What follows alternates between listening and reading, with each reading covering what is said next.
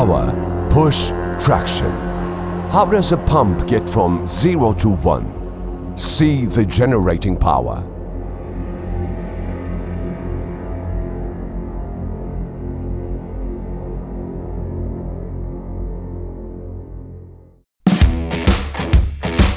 Assembly area.